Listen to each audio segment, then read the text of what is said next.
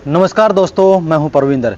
दोस्तों, आज हमारे साथ बातचीत करने के लिए भारतीय जनता पार्टी के नेता संजय कबलाना हमारे साथ मौजूद हैं। संजय कबलाना ने बेरी विधानसभा से चुनाव लड़ा था। हालांकि वो इस चुनाव को एक बड़े मार्जिन से हार गए थे। तो तमाम सवाल हैं और उन्हीं सवालों पर विस्तार से चर्चा करने के लिए हमारे साथ संजय कबलाना मौजूद हैं।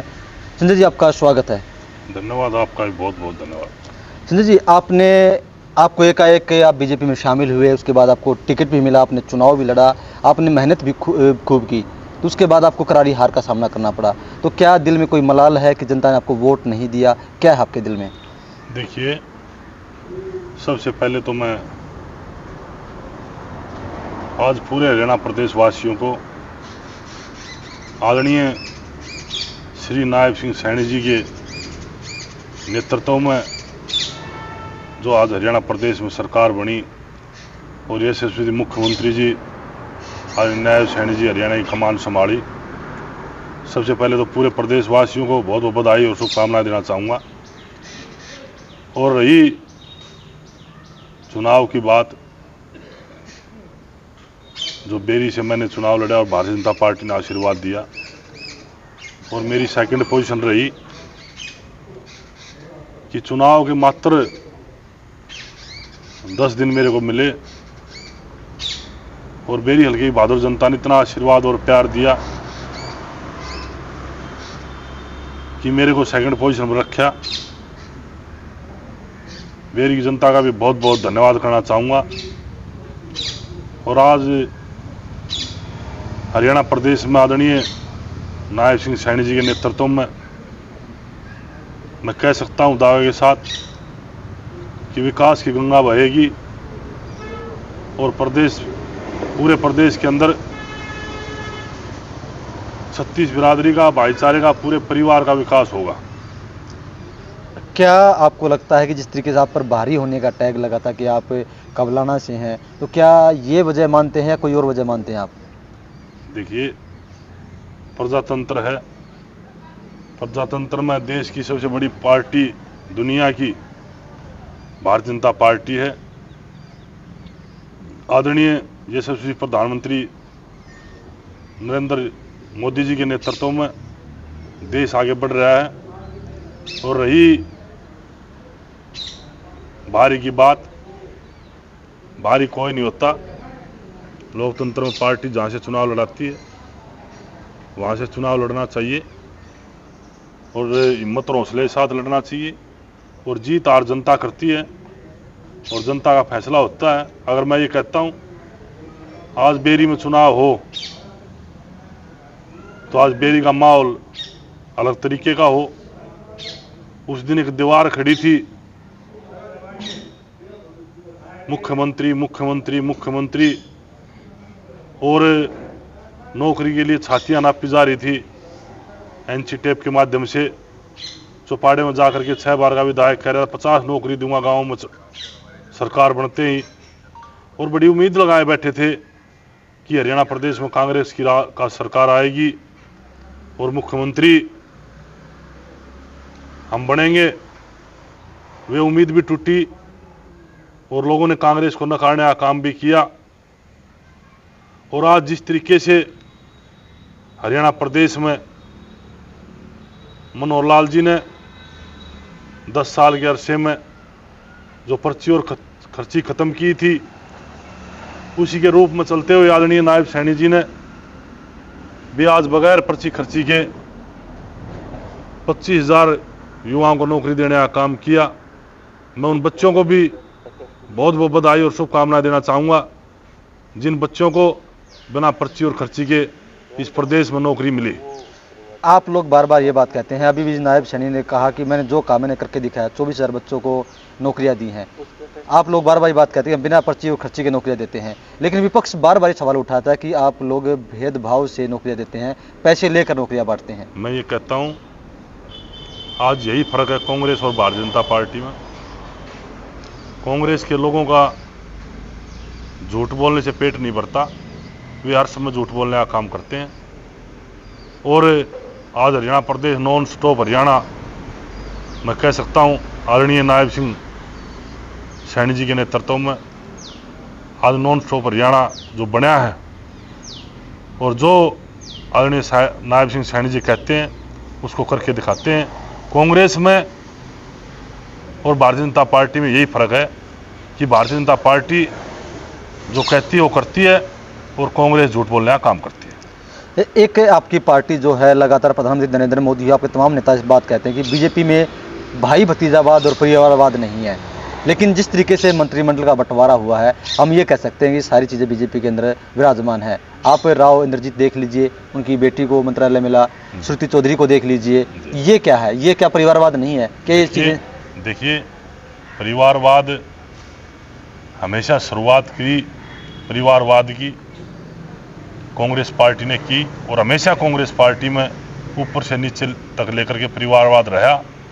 और जिस तरीके की बात आप भारतीय जनता पार्टी कर रहे हो, जिस तरीके से बंसीलाल परिवार जी की इस कांग्रेस पार्टी ने इस परिवार के साथ अत्याचार किया, आज चौधरी बंसीलाल जी पूरे प्रदेश में, पूरे देश में बहुत महान आत्मा थी।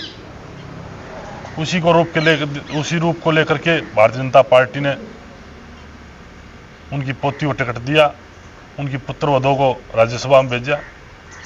और भारतीय जनता पार्टी जो बोलती है वो करती है। एक चौधरी बंसीलाल जी के परिवार को जो कांग्रेस ने दबाने का काम किया था उसको ऊपर उठाने का काम किया। और रही आदरणीय राव इंद्रजीत जी की बात, राव इंद्रजीत जी के बारे में कौन नहीं जानता, एक बहुत बड़ी शख्सियत है और हमेशा अपने क्षेत्र की उन्होंने लड़ाई लड़ी है। उसी का परिणाम देखते हुए बहुत बड़े कद के नेता हैं, उसी को देखते हुए आज उनकी बेटी विधायक बनी, भारतीय जनता पार्टी ने टिकट दिया, उसको मंत्री बनाने का काम किया। मैं तो ये कहता हूँ हर वर्ग में भारतीय जनता पार्टी ने मंत्री बनाने का काम किया है और सबको बांट के देने का काम किया है। संजय जी, अगर हम देखते हैं कि भूपेंद्र सिंह हुड्डा का रोहतक और झज्जर, सोनीपत भी गढ़ था, लेकिन सोनीपत में आप लोग छेड़मारी कर पाए, क्या आप लोगों को लग रहा है कि कहीं पर चूक हुई है रोहतक और झज्जर में, जहां पर आप लोग एक भी सीट नहीं निकाल पाए?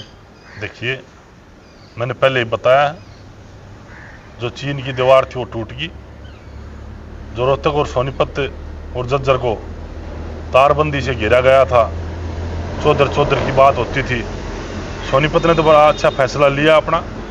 और मैं भी बार बार कह रहा था चौपाड़ों में भी, चुनाव के समय भी, कि तीसरी बार हरियाणा प्रदेश में भाजपा की सरकार बनने जा रही है।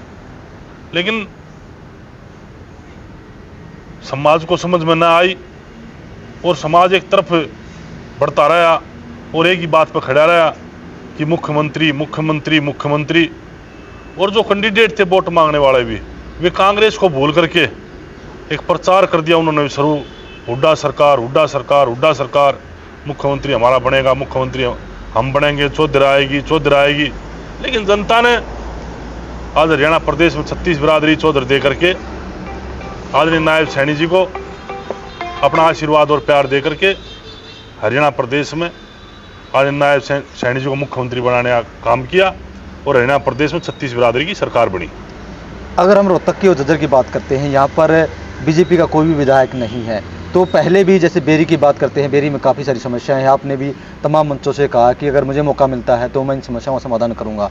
तो अब वहाँ पर विपक्ष का विधायक है, तो वहाँ पर विकास के काम कैसे होंगे? देखिए, हम प्रयास करेंगे, भारतीय जनता पार्टी सरकार हमारी सरकार है, जो भी हम प्रयास कर पाएंगे बेरी के लिए, जो विकास करा पाएंगे वो कराने का काम करेंगे। और मैं बड़ी उम्मीद करता हूँ कि हरियाणा प्रदेश में आदरणीय नायब सिंह सैनी जी के नेतृत्व में जो सरकार बनी है और आदरणीय नायब सैनी सिंह जी मुख्यमंत्री बने हैं, हम जो प्रार्थना करेंगे उतने तो नहीं कह सकते, जो सरकार का विधायक होता है उतने काम तो हम नहीं करा सकते, नहीं हम कह सकते। लेकिन ये पक्की बात है कि हमारा प्रयास रहेगा ज़्यादा से ज़्यादा बेरी विधानसभा का विकास कराने का। सरकार का गठन हो चुका है, सभी मंत्री शपथ ले चुके हैं। अब जिस तरीके से लोगों ने आप लोगों को बहुमत दिया है, 48 सीटों पर आपकी पार्टी ने जीत दर्ज की है, तो जनता की उम्मीदों पर खरा उतरने के लिए आप लोगों ने क्या कुछ प्लानिंग की है? किस तरीके की प्लानिंग? जो वादे किए थे भारतीय जनता पार्टी ने, कुछ तो सरकार बनते ही पूरे कर दिए। और भारतीय जनता पार्टी बार बार मैं कहता हूँ जो बोलती है, जो वादे करती है, उनको पूरा करने का काम करती हूँ। चाहे मैं देश की बात करूँ, आदरणीय यशस्वी प्रधानमंत्री नरेंद्र मोदी जी की बात करूँ, उनके नेतृत्व में चाहे 370 की बात थी, चाहे राम मंदिर की बात थी, चाहे 3 तलाक की बात थी, आज उनके नेतृत्व में पूरा भारत देश आगे बढ़ रहा है। उसी रूप को लेते हुए कल आदरणीय देश के यशस्वी प्रधानमंत्री हरियाणा प्रदेश में आए थे और नायब सैनी जी को मुख्यमंत्री की शपथ दिला करके गए, और पूरा देश, कई स्टेटों के मुख्यमंत्री, आदरणीय गृह मंत्री जी, आदरणीय राष्ट्रीय अध्यक्ष जी, सभी मंच पर आए हुए थे और आदरणीय नायब सैनी जी को अपना आशीर्वाद और प्यार दे करके उनको शपथ दिलाने का काम किया। और मैं कह सकता हूं कि हरियाणा प्रदेश में आदरणीय नायब सैनी जी के नेतृत्व में बहुत हरियाणा प्रदेश आगे बढ़ेगा और हरियाणा प्रदेश नॉन स्टॉप रहेगा और नॉन स्टॉप हरियाणा प्रदेश में काम होंगे। युवाओं को रोजगार मिलेगा, महिला को सुरक्षा मिलेगी और जिस तरीके के वादे भारतीय जनता पार्टी ने करे थे अपने मैनिफेस्टो में, उनको पूरा करने का काम करेंगे। आपके विधायक है सफीदों से दादा गौतम, उन्होंने कहा है कि कैबिनेट में जो दलाल लोग हैं वे नहीं पहुंचने चाहिए, तो कौन से विधायक हैं जो दलाली का काम करते हैं? देखिए, ये बात आप आदरणीय गौतम जी से पूछोगे, विधायक जी से, तो अच्छा होगा। उसने अपना निजी सवाल किया है या उसने अपनी निजी बात कही किसी के बारे में, तो आदरणीय दादा गौतम जी बता सकेंगे इसके बारे में। क्या आपके दिल में मलाल है कि अगर आप यहाँ से जीतते तो आप मंत्री बनते?